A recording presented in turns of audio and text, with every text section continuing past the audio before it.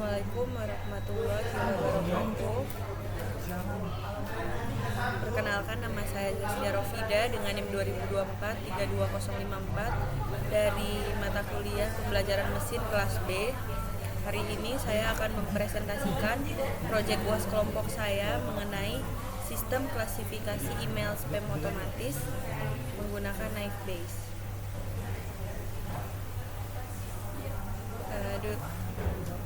Dengan anggota kelompok itu ada Ahmad Fatir Zanuriski, Muhammad Faiz Iqbal, Muhammad Nabil Firzatullah, Oscar Rohim Bimasena, dan Fadil Ahmad Farezi.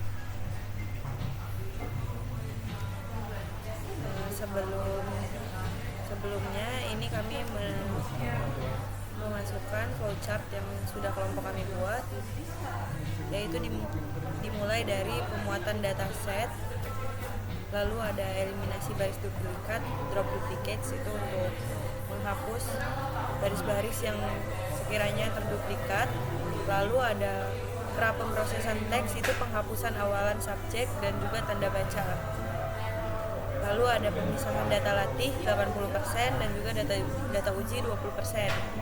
Selanjutnya mentransformasi teks menggunakan pembobotan TF-IDF. Lalu latihan algoritma multinomial Knifebase. Dan selanjutnya itu penyimpanan berkas PKL-nya, lalu pembuatan dashboard menggunakan aplikasi Streamlit. Daftar isinya sendiri di laporan kami itu adalah latar belakang, landasan teori, alur penelitian, implementasi program, hasil dan analisis, serta kesimpulan dan juga saran.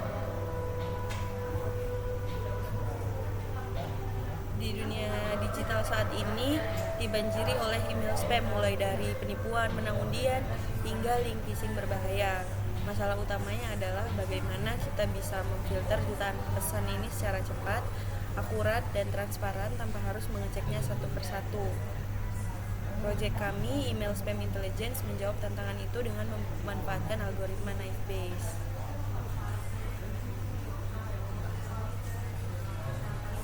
Landasan teorinya sendiri itu ada di laporan terkait email spam dan juga machine learning,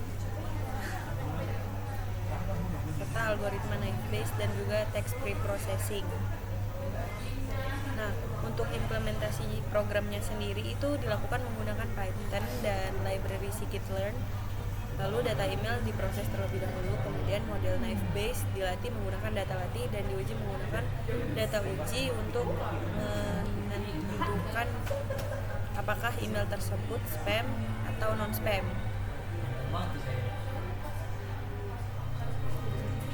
Berikut yang sudah saya jalankan di Twitter Notebook. Yang pertama itu deklarasi library dan juga pembuatan datanya menggunakan Pandas, String, Matplotlib, Seaborn, dan juga sklearn model, feature, Knifebase, serta matrix.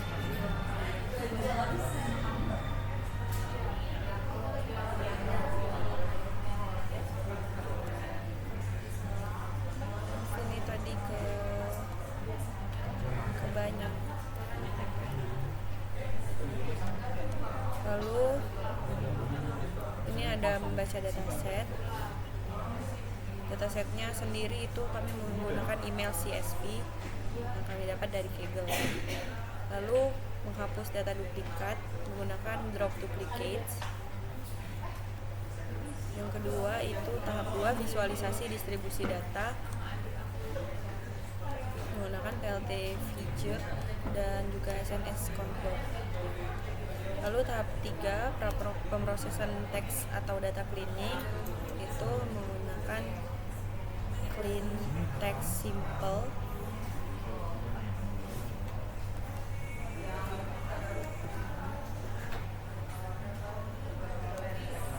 Di sini saya membuang karakter yang tidak relevan seperti subjek dan juga tanda baca.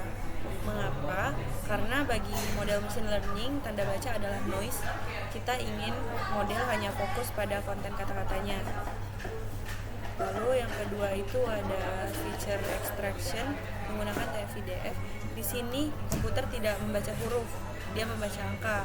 Maka CFIDF mengubah kata menjadi bobot numerik. Kata yang unik dan jarang muncul di email normal tapi sering di email spam seperti click here, price, atau win akan mendapatkan bobot tinggi oleh sistem. Yang terakhir ada model training. Saya menggunakan multinomial naive Bayes.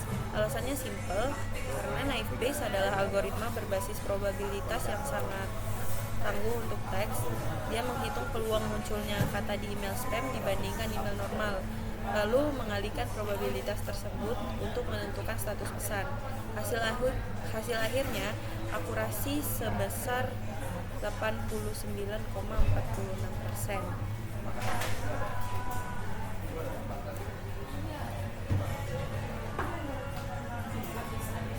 Selanjutnya saya akan menjelaskan di Streamlit.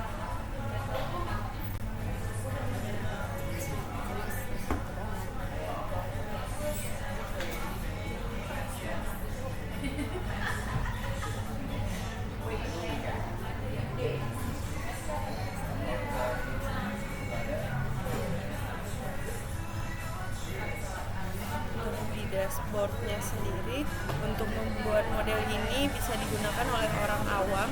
Saya dan kelompok saya itu menembusnya dalam dashboard interaktif menggunakan Streamlit. Di sini saya menyediakan antarmuka bagi pengguna. Jika saya memasukkan pesan, contohnya itu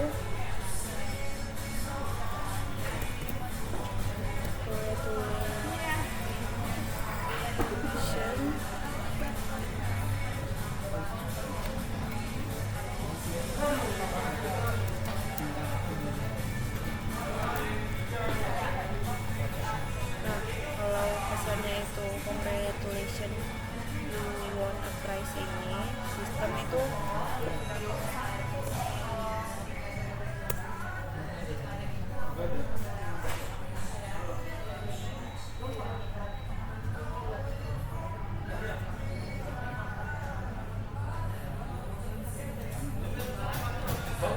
akan langsung mengeksekusi fungsi prediksi dan memberikan status apakah itu spam atau bukan spam.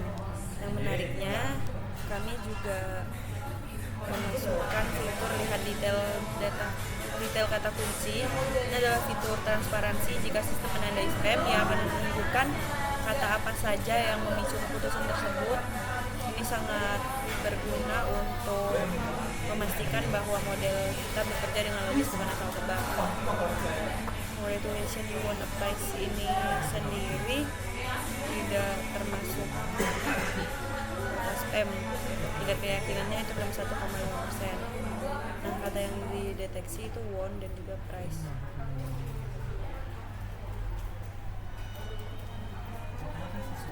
Selanjutnya ada tab analisis visual. Di tab ini saya memvisualisasikan performa model. Grafik conversion matrix menunjukkan seberapa baik model kita membedakan antara email normal dan spam. Dari sini kita bisa melihat jika ada email spam yang lolos atau email penting yang salah masuk folder spam atau false positive. Selanjutnya ada penjelasan terkait codingan yang sudah kami buat.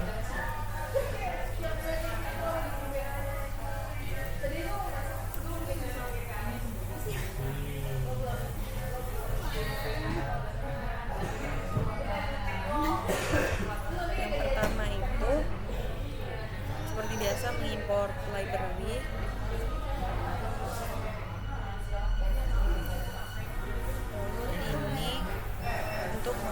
CSS-nya agar tampilannya lebih menarik.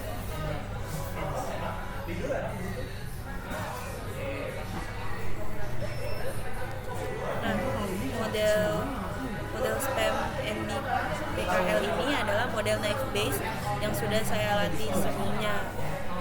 Jadi di bagian inisialisasi dan aset ini ada 3 hal utama. Yang pertama itu model spam NBPKL ini. Lalu ada TF-IDF Vectorizer, Lalu ada evaluasi hasil. TFT Vectorizer ini sendiri adalah transformer yang sudah dikunci agar angka bobot kata saat prediksi sama persis dengan saat model dilatih. Lalu evaluasi hasil ini data hasil pengujian yang disimpan agar bisa langsung menampilkan confusion matrix di dashboard tanpa harus menghitung ulang setiap aplikasi dibuka.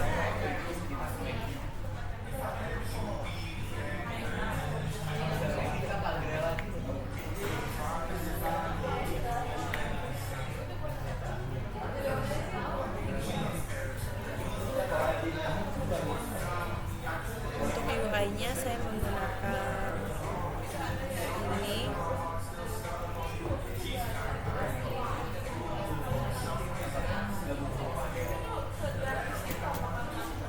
Ada st set page config untuk mengatur layout menjadi wide dan juga menyematkan custom CSS melalui st markdown agar tampilan dashboard itu terlihat profesional dan tidak standar seperti template Streamlit pada bawaan.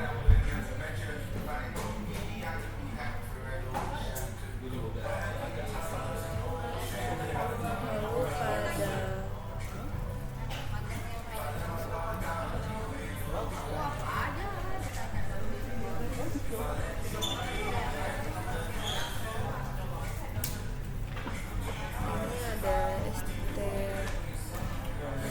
Itu udah nggak ada orang lain. Di sini sangat penting agar program tidak memuat ulang file besar ini dari hard disk setiap kali pengguna menekan tombol deteksi, sehingga aplikasi itu berjalan dengan sangat cepat.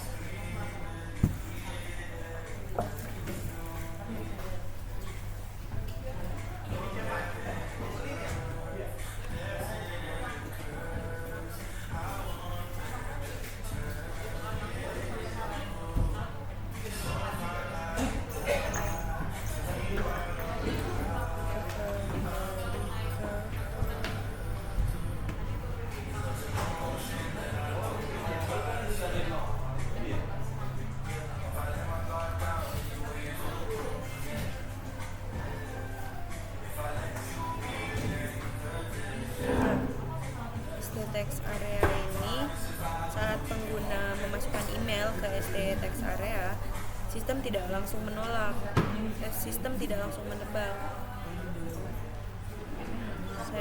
Saya dan teman kelompok saya itu menjalankan vectorizer transform email text setelah pengguna memasukkan email ke ST-text area. Saya tidak menggunakan fit transform di sini, tapi dot transform saja. Ini adalah kesalahan umum yang kelompok kami hindari, karena kita tidak boleh melakukan fit pada data input pengguna agar tidak terjadi data leakage. Lalu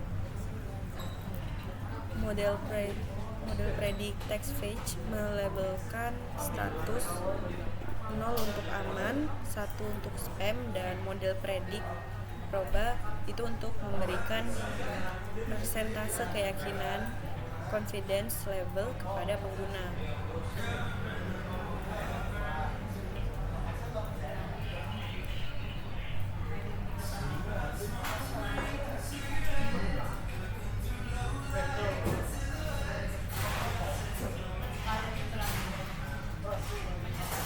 Nah, di tab kedua itu juga saya menampilkan data secara transparan. Saya menggunakan SMS Camplot untuk melihat perbandingan jumlah email spam dan bukan spam di dataset agar kita tahu apakah data kita seimbang atau tidak.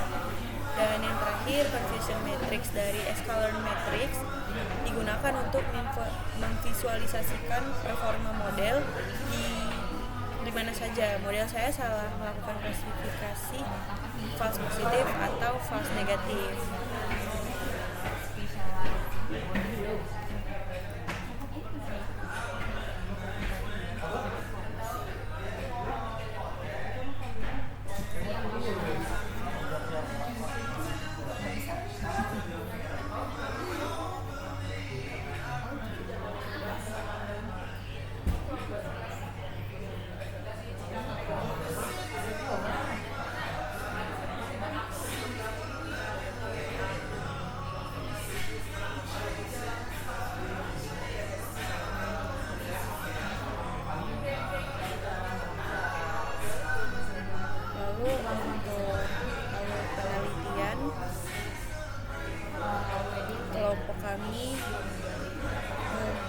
dataset email terlebih dahulu, lalu import library seperti yang tadi saya jelaskan.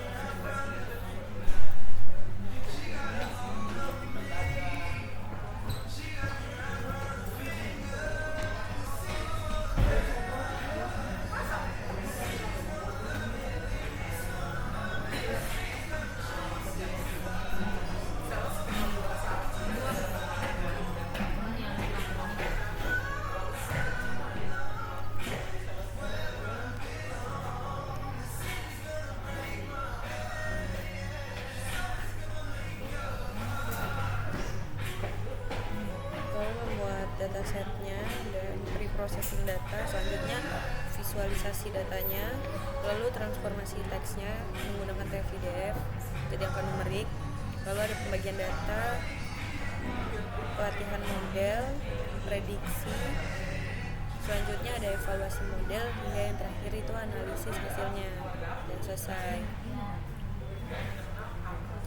Hasil dan analisisnya, hasil pengujian menunjukkan bahwa algoritma Naive Bayes mampu mengklasifikasikan email spam dengan baik, sehingga model dapat mengenali pola kata yang sering muncul pada email spam, sehingga menghasilkan tingkat akurasi yang cukup tinggi.